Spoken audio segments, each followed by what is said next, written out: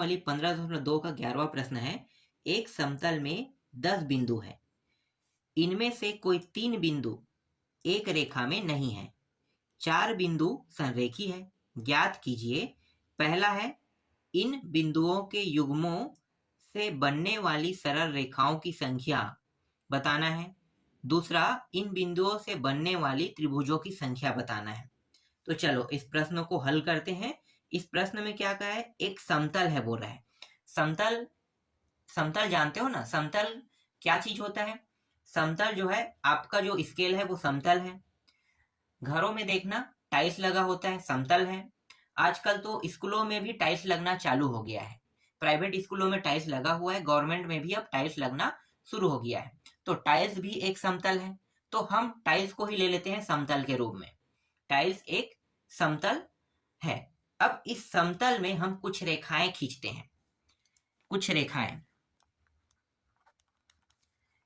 समतल में हम कुछ रेखा खींच लेते हैं, मतलब टाइल्स के ऊपर मैं यहाँ पे कुछ रेखा खींच रहा हूं। इस तरीके से 5 रेखा खींच रहा हूं। और प्रश्न क्या कह रहा है, प्रश्न ये कह रहा है कि हर एक रेखा में सिर्फ और सिर्फ 2 बिंदु हो सकते हैं। मतलब प्रश्न स्पष्ट कह रहा है कि 3 बिंदु नहीं होने चाहिए। इसका मतलब क्या है कि 2 ही बिंदु लेना है ना। तो हर एक रेखा में हम 2 बिंदु ले लेते हैं। इस तरीके से हर रेखा में कितने बिंदु, 2 बिंदु, जैसा कि प्रश्न कह रहा है। तो कुल बिंदु कितना होना चाहिए भाई, कुल बिंदु 10 होना चाहिए। मतलब 5 ही तो रेखा बनेगा ना, तभी तो हर एक में 2-2 बिंदु आ सकता है। और कुल मिला के बिंदुओं की संख्या कितनी है, 10। मतलब एक समतल में 10 बिंदु हमने ले लिया। और ये क्या है, एक टाइल्स है, तो इसको मैं पूरा ढक लेता हूं। ये इस तरीके से ढक लेता हूं। ये टाइल्स है। इस टाइल्स में मैंने 5 रेखा खींचा, और 5 रेखा खींचने के बाद हर एक रेखा पे 2-2 बिंदुओं मैंने ऐड कर दिया। क्लियर है, आपको समझ में आया ये? ठीक। अब यहां पे मैं लिखता हूं जो प्रश्न में दिया है ना। प्रश्न क्या कह रहा है, 10 बिंदुओं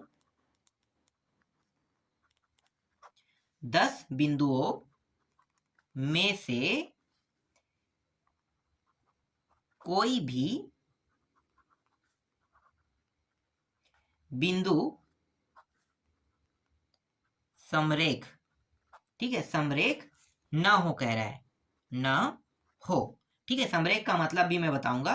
समरेख न हो तो कुल बनी रेखा, कुल बनी रेखा कितना रहेगा, अगर कोई भी 10 बिंदुओं में से समरेख नहीं है तो कुल बनी हुई रेखा, मतलब बिंदुओं की कुल संख्या कितनी है, देखो कुल संख्या कितनी है, 10 है ना। और हर एक में कितना है, 2 है। ठीक है, ध्यान से देखो, इसमें भी 2, इसमें भी 2, इसमें भी, इसमें भी, इसमें भी, हर एक में 2 दिया हुआ है। तो 10C2 इस तरीके से मैं लिख सकता हूँ, बिल्कुल मैं लिख सकता हूँ। कुल बिंदु 10 है, और 10 में से हम हर रेखा में 2 ले सकते हैं। तो 10 में से 2 लेंगे तो 10 फैक्टोरियल, फिर ये 2 फैक्टोरियल, फिर 10 में से 2 घटाएंगे कितना हो जाएगा, 8 फैक्टोरियल। तो 10 फैक्टोरियल मतलब 10 गुणित 9 गुणित 8 फैक्टोरियल, फिर 2 गुणित 1 गुणित 8 फैक्टोरियल। ये 8 फैक्टोरियल 8 फैक्टोरियल कट गया, 2 एकम 2 पंचे, ये भी कट गया। 9 और 5 गुणा कर दो तो कितना होगा, 9 पंचे 45। तो इसका उत्तर आ गया 45 आ गया। ये 45 जो है, ये कौन सा उत्तर है, तो 10 बिंदुओं में से कोई भी बिंदु समरेख न हो तो कुल बनी रेखा, ठीक है, कोई भी बिंदु समरेख नहीं है तब कुल बनी रेखा कितनी होगी, 45 होगी। ठीक है, समझ में आ रहा है? ठीक है, अगला स्टेप में आते हैं। अब प्रश्न क्या कह रहा है, फिर से अब इस बार कह रहा है कि 4 बिंदु जो है वो समरेखी है ना। अभी समरेखी नहीं था, लेकिन अब 4 बिंदु समरेखी हो गया। इसका मतलब क्या है, ये वाला जो एक रेखा है ना, इसको मैं अब हटा देता हूं। ये रेखा अब गायब हो गया। अब बिंदुओं की संख्या कितनी हो गई, 8 हो गई। 8 हुआ ना, बिंदुओं की संख्या 8। अगर मैं समरेख करता हूं तो एक ही रेखा में मुझे 4 बिंदु चाहिए, या 2 रेखाएं एक में ही मर्ज हो सकता है। तो ये जो रेखा जिसे मैंने हटा दिया है, इसको मैं इसी में मर्ज कर देता हूं, नीचे वाले में, ठीक है, इसमें। तो जहां पे ये बिंदु बन रहा है यहीं पे दूसरा बिंदु बनेगा, यहाँ पे जो एक बिंदु बन रहा है यहाँ पे भी एक और बिंदु रहेगा। मतलब अगर मैं मान लेते हैं कि ये जो है x1 है तो इसी में ही x2 भी शामिल है। अगर यहाँ पे y1 बन रहा है तो इसी में y2 शामिल है। तो एक ये x1 एक बिंदु हो गया, x2 दूसरा, y1 y2 चार बिंदु हो गया। कुल मिला के कितने बिंदु हुए? चार बिंदु। कुल मिला के अब बिंदुओं की संख्या कितनी हो गई? चार हो गई। तो समरेख का मतलब अब आपको समझ में आया, एक ही रेखा पर दूसरा रेखा मौजूद हो लेकिन हमें वो दिखाई ना दे, हम सिर्फ बिंदुओं के माध्यम से ही पता कर सकते हैं। कैसे? जैसे कि x1 x2 ये पहला बिंदु, दूसरा बिंदु, मतलब एक ही बिंदु पर दूसरा बिंदु भी मौजूद है। और यहाँ पे y1 y2 यहाँ भी एक ही बिंदु पर दूसरा बिंदु मौजूद है। इसका मतलब है कि यहाँ पे क्या है, एक और रेखा है जो इसी रेखा के साथ जुड़ा हुआ है, जो हमें दिखाई नहीं दे रहा है। तो इसी को हम कहते हैं समरेख। और प्रश्न में क्या कहा है कि चार बिंदु समरेख है। तो यहां पे मैं लिखूंगा चार बिंदु समरेख है,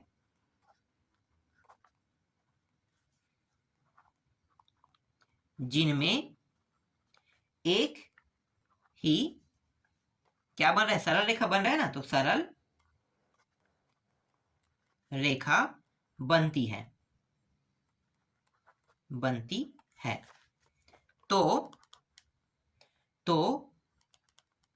तो इनसे बनी रेखाएं होगी। तो इनसे बनी रेखाएं होगी। अब हम चार बिंदुओं के आधार पे बनाएंगे, ठीक है। ये आपको नहीं देखना है, ठीक है, सिर्फ आपको ये वाला रेखा ही देखना है, ठीक है, ये वाला बस आप रेखा देखना है। तो कितने बिंदु है? चार बिंदु, चार बिंदु सी। और हम एक रेखा पे कितने बिंदु रख सकते हैं? सिर्फ दो बिंदु रख सकते हैं। तो हम दो बिंदु को हटाएंगे ना, दो बिंदु ही रख सकते हैं। तो दो बिंदु को क्या करना है? हटाना है। तो दो बिंदु को हटा देते हैं, तो दो बिंदु बचेगा। तो दो बिंदु बच गया, ये हो गया 4 फैक्टोरियल, ये हो गया 2 फैक्टोरियल, घटाएंगे तो फिर 2 फैक्टोरियल, यहां से 4 गुणित 3 आ जाएगा, और यहां से जो 2 फैक्टोरियल है और ये 2 फैक्टोरियल कट जाएगा ना, तो 2 गुणित 1, 2 एकम 2 दूनी बराबर 6, ठीक है। तो 6 रेखाएं बनेगी। कितनी रेखाएं बनेगी? 6 रेखाएं। अब मैं क्या करूंगा, अब ये जो 45 है ना, इसमें इस 6 रेखा को घटा दूंगा। तो लिखो, अतः अभीष्ट रेखाओं की संख्या, अभीष्ट रेखाओं की संख्या 45 में 6 घटा देंगे। और इस प्रश्न में क्या कहा है कि एक बिंदु, मतलब कुल मिला के 3 बिंदु हम एक रेखा में नहीं रख सकते। तो हमने सिर्फ 2 बिंदुओं को रखा है, एक बिंदु को हमने छोड़ दिया था। तो उस एक बिंदु को यहाँ पे हम प्लस करेंगे। तो घटाते हैं तो ये हो जाएगा 45 में, और ये 46 हो जाएगा ना, जोड़ेंगे तो 46, और 46 में 6 घटाएंगे तो 40। तो 40 आ जाएगा पहले का उत्तर। तो 40 आ गया, आपके पहले प्रश्न का उत्तर आ गया।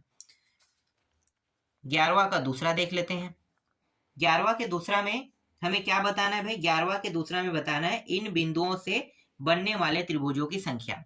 तो दूसरा में हमें त्रिभुजों की संख्या बताना है, त्रिभुजों की संख्या, ठीक है, त्रिभुजों की संख्या बताते हैं। अब प्रश्न क्या कर रहे हैं, अब त्रिभुज बनाना है ना। तो त्रिभुज बनाना है तो एक त्रिभुज के एक रेखा में कोई भी कंडीशन में 3 बिंदु नहीं हो सकता। यहां भी हम वही नियम लागू करेंगे, लेकिन इस बार किस पे लेंगे? त्रिभुज पे लेंगे, है ना, त्रिभुज पे। तो हम सीधा क्या करेंगे, 10, और जो हमें 3 बिंदु नहीं रखना है उसको हम क्या करेंगे, इस तरीके से लिखेंगे, 3 बिंदु नहीं रखेंगे, ठीक है। 10 सी 3, तो मतलब 10 फैक्टोरियल, 3 फैक्टोरियल घटाएंगे तो 7 फैक्टोरियल आ जाएगा। तो 10 गुणित 9 गुणित 8 गुणित 7 फैक्टोरियल, ये रहा 7 फैक्टोरियल, ये दोनों कट गया, 3 गुणित 2, 3 तिया 2 चौके, इन सभी का गुणा कर देते हैं तो कितना होगा, 10 तिया 30, 30 चौक 120, तो ये आ गया 120 आ गया। कितना आया, 120 आ गया। अब क्या करने वाले हैं, 4 बिंदु समरेख है कह रहा है, मतलब एक ही रेखा पर इस बार 4 बिंदु कह रहा है। तो आपको पता है कि रेखा पे 4 बिंदु हम कैसे ले सकते हैं, अभी इससे पहले वाले मैंने बताया था ना। तो 4 बिंदु समरेख है, लेकिन एक साथ हम 3 बिंदु नहीं रख सकते। इसका मतलब 4C3 यही करेंगे बिल्कुल। तो इसका उत्तर कितना आ जाएगा, सिर्फ 4 आएगा।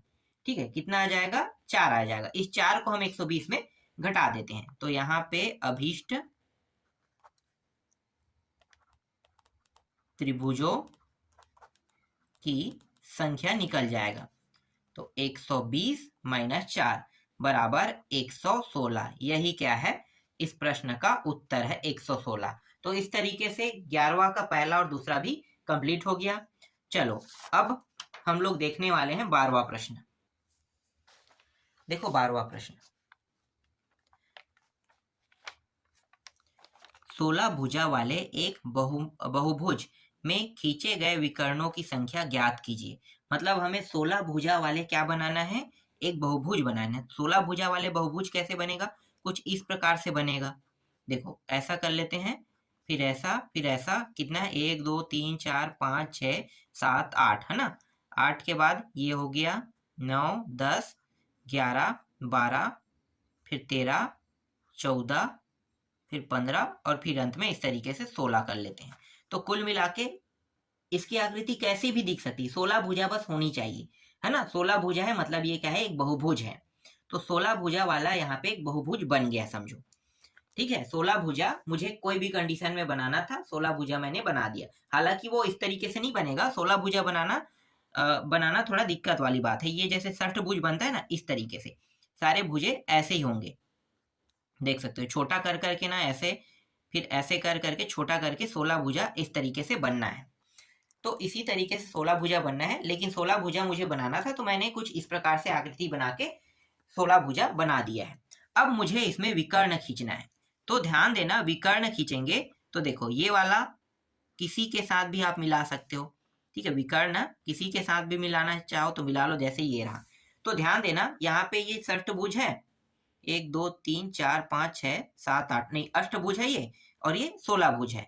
तो देखो एक बार में सिर्फ और सिर्फ हम 2 भुजाओं को मिला सकते हैं, या फिर कह सकते हैं 2 बिंदुओं को मिला सकते हैं एक बार में। एक बार में 16 भुजाओं में से सिर्फ 2 बिंदुओं को ही मिला सकते हैं। इसका मतलब क्या है, इसका मतलब ये है कि 16C2 यही होगा। मतलब 16 फैक्टोरियल 2 फैक्टोरियल, 16 में 2 घटाओगे तो 14 फैक्टोरियल, यही होगा। इसका मतलब तो यही है कि एक बार में हम सिर्फ 2 शीर्षों को मिला सकते हैं। सिंपल बात है, समझ में आ गया, एक बार में 2, इसीलिए यहाँ पे 2 का उपयोग किया गया है। अब आगे हल कर लेते हैं, तो ये चला जाएगा 16 गुणित 15 गुणित 14 तक, फिर 14 फैक्टोरियल, और यहाँ भी फैक्टोरियल है, और ये 2 गुणित 1, तो ये और ये कट गया, 2 एकम 2 अट्ठे कट गया। 8 और 15 गुणा कर दो, कितना होगा, तो 15 अट्ठे 120, तो ये आ गया 120 आ गया। ठीक है, कितना आया, 120 आ गया। अब क्या करने वाले हैं, आपको पता है कि ये जो बिंदु पॉइंट और ये बिंदु पॉइंट मिला है, लेकिन ये जो है ये तो विकर्ण नहीं बनाएगा ना। ये जो एक रेखा है, ये रेखा विकर्ण तो नहीं बनाएगा। इसी तरीके से ये दूसरा रेखा, तीसरा, चौथा, पांचवा, छठवा, ठीक है, ये विकर्ण रेखा नहीं है। ये कौन सा रेखा है, भुजा रेखा है। कौन सा रेखा है, भुजा रेखा है, और भुजा रेखा भी इस 120 में शामिल है। तो हमें क्या करना है, इस भुजा रेखा को हमें अलग कर देना है, तब हमारे पास विकर्णों की संख्या आ जाएगा। ठीक है, तो भुजा रेखा को हम क्या करेंगे, भुजा रेखा को बाहर निकाल देंगे। तो यहां पे हम विकर्ण निकाल लेते हैं, तो अतः विकर्णों की अभीष्ट संख्या 120 माइनस भुजा रेखा कितना होगा, 16, एक मिनट में 12 लिख रहा था, 16 है ना। 16 भुजा है, मतलब 16 भुजा रेखा को निकाल देंगे। और हमें सिर्फ और सिर्फ इस प्रश्न में हमें विकर्ण रेखा बताना है, ना कि भुजा रेखा को। तो भुजा रेखा निकाल देते हैं, तो कितना हो जाएगा भाई, 104। तो 104 विकर्ण बनेंगे। ठीक है, तो अभीष्ट विकर्णों की संख्या कितनी है? 104। तो इस तरीके से आपका 12वां प्रश्न भी कंप्लीट हो गया। देखो 13वां प्रश्न, 9 महिलाओं और 8 पुरुषों में से 12 की समिति बनानी है। यह कितनी विधियों से बनाई जा सकती है यदि प्रत्येक में 5 महिला को रखा जाना है? ठीक है, 5 महिला को रखा जाना है। और पहला प्रश्न क्या कह रहा है? पहला प्रश्न महिला बहुमत में हो कह रहा है, मतलब महिला को बहुमत में रखना है ना? तो हमें महिलाओं की संख्या कम से कम 5 तो रखना ही है। कम से कम कितना रखना है? 5 रखना है। तो चलो 5 रख लेते हैं। तो मैं क्या करूंगा, एक साइड महिला लिखूंगा और यहाँ पे दूसरे में पुरुष लिखूंगा, है ना? समझना, मैं आपको जो समझाना चाह रहा हूँ वो आपको समझ में आ जाएगा। और यहाँ पे मैं समिति लिखूंगा। शुरू में महिलाओं की संख्या कितनी है? 9 है। और पुरुषों की कुल संख्या कितना है? 8 है। और समिति में दोनों मिला के सिर्फ 12 लोग हो सकते हैं। ठीक है, अब हम बांटते हैं। ठीक है, अब हम क्या करने वाले हैं? अब हम बांटने वाले हैं। तो यहाँ पे मैं ए लिख लेता हूँ। ए, मैं कम से कम 5 महिलाओं को रख सकता हूँ। देखो 5 महिलाओं को हमें कम से कम रखना है, तो महिला की संख्या 5 मैंने रखा यहाँ पे। ठीक है, 12 होने के लिए कितने पुरुष की आवश्यकता है? प्लस कर देते हैं। ठीक है, ये लाइन जो है ये महिला को दर्शाएगा और ये वाला लाइन जो है ये पुरुष को दर्शाएगा। ठीक है, ये महिला वाला लाइन है, ये पुरुष वाला लाइन है। तो 5 महिला हो गया और 12 होने के लिए 7 पुरुष की आवश्यकता है। तो 12, 5, यहाँ पे 5 प्लस 7 कितना हो जाएगा? 12। इस तरीके से ये 12 हो जाएगा। ठीक है, कुल महिलाओं की संख्या कितनी है? 9। ध्यान देना, कुल महिलाओं की संख्या कितनी है? 9 है। 9 में से हम 5 रख रहे हैं। पुरुषों की संख्या 8 है। 8 में से 7 हम रख रहे हैं क्योंकि 5 से कम नहीं होना चाहिए महिलाओं की संख्या।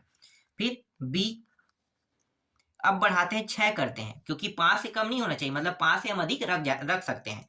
तो 6, तो ये भी घट जाएगा, है ना? 6 हो गया, तो यहाँ पे हम 6 रख सकते हैं। 6 महिला तो 6 पुरुष। सी, 7 महिला तो 5 पुरुष हम रख सकते हैं। डी, 8 महिला तो 4 पुरुष हम रख सकते हैं। ई, 9 महिला तो हम 3 पुरुष को रख सकते हैं। 9 महिला तक ही दिया हुआ था, है ना? तो महिला जो है 9 के बाद आगे नहीं होगा क्योंकि 10 महिला नहीं है, तो हम 5 से लेके 9 तक के रख सकते हैं। अब महिला को बहुमत में लेना है। ठीक है, महिलाओं को किस में लेना है? बहुमत में लेना है। तो महिलाओं के बहुमत वाले को अब निकाल लेते हैं। देखो जो पुरुष के मुकाबले ज्यादा है ना, सिर्फ उसी को हमें क्या करना है? इस प्रश्न में लेना है। तो पुरुष के मुकाबले देखो महिला किस में ज्यादा है? तो ये वाला जो है 7 महिला है, पुरुष की संख्या 5, मतलब 5 से ज्यादा है महिलाओं की संख्या, है ना? ये जो सी समिति है, फिर डी समिति में भी ज्यादा है और ई समिति में भी ज्यादा है। ठीक है, ई समिति में भी ज्यादा है। तो हम क्या करेंगे, ये जो तीनों टॉपिक है इनको लेंगे। तो टोटल महिलाओं की संख्या कितनी है? ध्यान देना, ये ई वाले को बता रहे हैं ना, 9 है। ठीक है, कितने महिला है? 9 है। तो 9 महिला और टोटल 7 महिलाओं की बहुमत है, मतलब 7 महिला ये हो गया। फिर गुणा करेंगे क्योंकि ये पुरुष वाले को भी हमें साथ में लेना है, समिति बना रहे हैं। तो पुरुषों की संख्या कुल कितना है? 8 है। ठीक है, कुल कितना है? 8 है। ये 8 हो गया और सी यहां से 5 लेंगे। इसी तरीके से 9 महिला है और ये समिति में हम 8 महिला ले रहे हैं। फिर 8 पुरुष है और समिति में हम 4 पुरुष को ले रहे हैं। फिर 9 महिला और समिति में देखो 9 महिला है और 9 के 9 महिला को ले रहे हैं और 8 पुरुष है, तो 9 और यहाँ पे 3 हो जाएगा। ठीक है, अब इन तीनों को जोड़ देंगे, इसको। ठीक है, जोड़ दिए। फिर ये सभी एक दूसरे से जुड़ गया है, समझो सभी एक दूसरे से जुड़ रहा है। तो ये जो 9 सी 7 है, इसका मतलब क्या होगा? 9 फैक्टोरियल होगा ना, 9 फैक्टोरियल, फिर 7 फैक्टोरियल, फिर इन दोनों को घटाएंगे तो कितना आएगा? 2 फैक्टोरियल। फिर गुणित में है ये 8 फैक्टोरियल और इनको घटाएंगे तो कितना आ जाएगा, 3 फैक्टोरियल आ जाएगा। फिर प्लस, फिर ये 9 फैक्टोरियल, फिर 8 फैक्टोरियल, फिर घटाएंगे तो 1 फैक्टोरियल आएगा, फिर गुणित 8 फैक्टोरियल, 4 फैक्टोरियल, घटाएंगे तो 4 फैक्टोरियल आएगा, फिर प्लस 9 फैक्टोरियल, ये 9 फैक्टोरियल, 9 9 आ रहा है, मतलब सिर्फ 9 बस आएगा, है ना। तो गुणा बस लिखो, 9 बस लिखो और गुणा कर दो। अगर दोनों ऊपर और नीचे के मान दोनों बराबर हो तो डायरेक्ट आपको 9 लिख देना है, ठीक है। 9 गुणित, फिर ये 8 फैक्टोरियल, फिर 3 फैक्टोरियल, घटाएंगे तो कितना आएगा, 5 फैक्टोरियल आ जाएगा। अब इनको हल कर देते हैं। तो ये 9 फैक्टोरियल मतलब 9 गुणित 8 गुणित 7 फैक्टोरियल, 2 गुणित 7 फैक्टोरियल, ये दोनों कट गया, फिर गुणित 8 फैक्टोरियल, नहीं इसको गुणा कर देते हैं, 8 गुणित 7 गुणित 6 गुणित 5 तक के ले जाएंगे ना, 5 तक के चला गया, फिर ये 5 फैक्टोरियल, यहाँ भी 5 फैक्टोरियल, ये 3 गुणित 2 तक के ले आते हैं, ये और ये कट गया, फिर प्लस 9 गुणित 8 फैक्टोरियल, फिर ये 8 फैक्टोरियल, एक का तो कोई वजूद नहीं है तो एक को हटा दो, सिर्फ यहाँ पे 9 आ जाएगा। और ये रहा गुणित 8 फैक्टोरियल, एक मिनट, यहाँ पे मैंने कितना लिख दिया, 9 और 9 1 होगा, सॉरी ये सिर्फ 1 आएगा, यहाँ पे गलती हो रहा था ना, 1 आएगा। अगर दोनों समान हो तो उत्तर कितना आएगा, 1 आएगा। तो ये 1 आ जाएगा, यहाँ पे इसको हल करते हैं तो ये हो जाएगा 8 गुणित 7 गुणित 6 गुणित 5 गुणित 4 तक के जाएगा ना, और ये 4 गुणित 3 गुणित 2 तक के ले जाते हैं, और एक 4 फैक्टोरियल को इस तरीके से कटा देते हैं। फिर प्लस 1 और ये रहा गुणित, ये 5 और यहाँ पे 5 तक के कट जाएगा, तो मैं डायरेक्ट लिख देता हूँ 8 गुणित 7 गुणित 6 तक के जाएगा, ठीक है, क्योंकि 5 5 मैंने कटा दिया है, और यहाँ पे 3 गुणित 2 तक के ले जाते हैं। तो ये दोनों 6 होके ये कट गया, ठीक है, इसको हमने कटा दिया। ये 3 दूनी 6, ये भी कट गया, 4 एकम 4 दूनी से ये भी कट गया, जो जो कटते जा रहे हैं उनको कटाते जा रहे हैं। अब ये 6 कट गया, और ये 2 एकम 2 चौके कट गया। तो गुणा में कितना बचा, देखो यहाँ से 9 बचा है और यहाँ पे 4 बचा है, फिर गुणित, फिर यहाँ पे 8 और 7 बचा है, 8 गुणित 7 बस, फिर प्लस 9 बचेगा यहाँ से, और यहाँ से 2 गुणित 2, फिर 7 और गुणित 5, 5 भी बचा हुआ है, फिर प्लस, फिर 1 का तो कोई लेना देना नहीं है ना, 8 और 7 बस को लिख लेते हैं, 8 गुणित 7, बस इतना ही बचेगा। अब इन सभी का गुणा कर देते हैं, तो ये हो गया 9 चौक 36, 8 सत्ते 56, है ना, 36 56, इन सभी का हम गुणा कर रहे हैं। मैं डायरेक्ट गुणा करते जाता हूँ, देखो 36, चलो यहाँ पे लिख लेते हैं 36 गुणित 56 प्लस ये हो गया 9 5 दूनी 10 70, ठीक है, 70 10 सत्ते 70 गुणित 9, ठीक, प्लस ये रहा 8 और ये 56, तो ये आ गया 56, ठीक है, इस तरीके से 56 आ गया। अब क्या करेंगे, इन सभी को फिर इनको गुणा करेंगे, फिर इनको गुणा करेंगे, फिर इनको गुणा करेंगे, फिर जोड़ेंगे।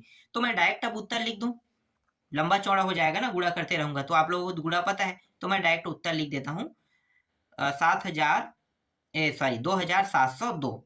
तो 2702 जो है ना, ये महिला बहुमत वाले की उत्तर है। तो महिला जिसमें बहुमत है उनका उत्तर कितना आया, 2702, ठीक है। अब पुरुष बहुमत वाले को कैसे निकालोगे, तो अभी मैंने जैसा हल किया ना वैसे ही निकालना है। तो चलो देख लेते हैं पुरुष बहुमत कौन कौन में से है, यहीं पे देख लेते हैं। देखो इसमें पुरुष बहुमत में है, सिर्फ एक में ही बस बहुमत में है ना, 7। देखो यहाँ तो बराबर हो गया, और यहाँ पे क्या होते जा रहे हैं, कम होते जा रहे हैं, कम होते जा रहे हैं। तो पुरुष जिसमें बहुमत है, दूसरा इसका प्रश्न क्या है, पुरुष बहुमत, पुरुष बहुमत लिखना है, बहुमत हो कह रहा था ना, पुरुष बहुमत। तो ध्यान से देखो, पुरुष बहुमत सिर्फ और सिर्फ ए वाले बस में है, सिर्फ और सिर्फ ए वाले बस में है। तो इसका कैसे होगा? देखो 9 महिलाओं में से 5 महिला और पुरुषों की संख्या 8 पुरुषों में से 7 पुरुष। इसी तरीके से बस आगे हल कर देना है।